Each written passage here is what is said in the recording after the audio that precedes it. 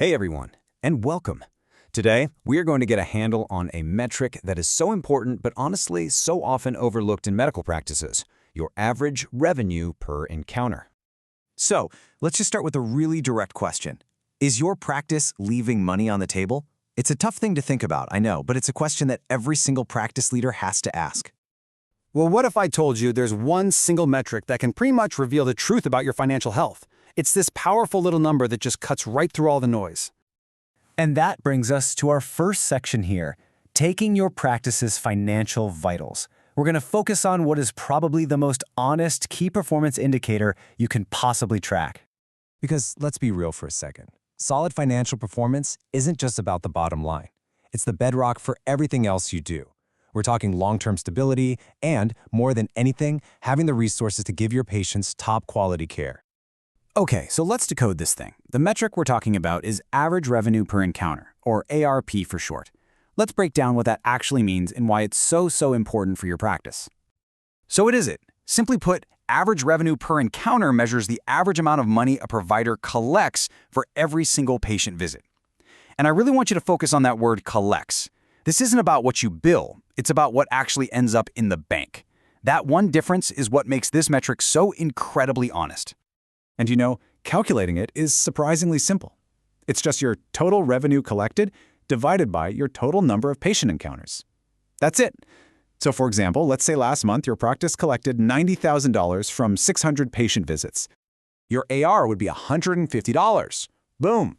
That means, on average, every person who walks through your door generates $150 of actual cash. That is such a powerful piece of information to have. So why does this one little number matter so much? Well, think of it like a diagnostic tool for your practice's financial health.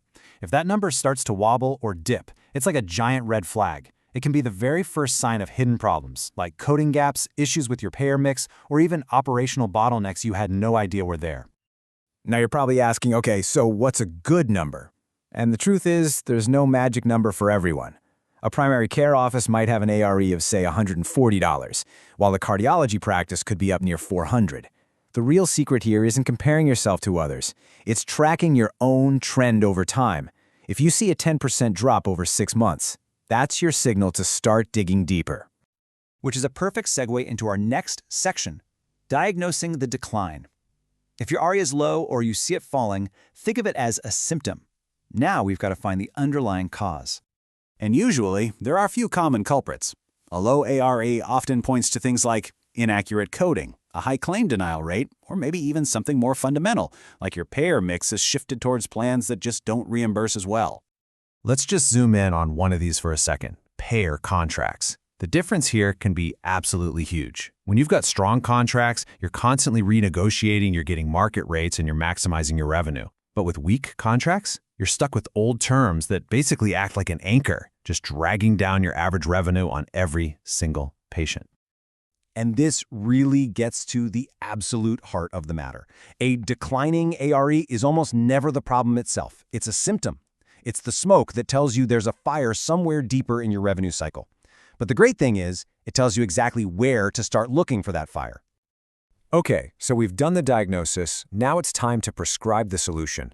Let's walk through some real, actionable steps you can take to boost your practice's ARE and get it back to full financial health. So here it is, your 5-step prescription for a healthier ARE. You've got to start with the fundamentals, right? That means regular coding audits and making sure your provider documentation is airtight.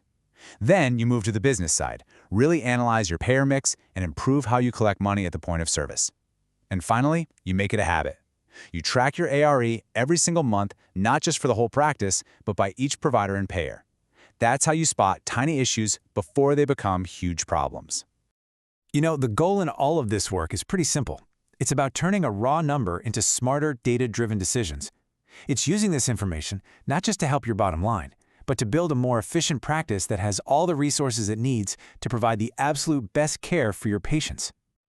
So, I'll leave you with just one question to take back to your team. I want you to look at your numbers, track your trends, and really ask yourselves, what is our ARE telling us? The answer might just be the key to unlocking your practice's full potential.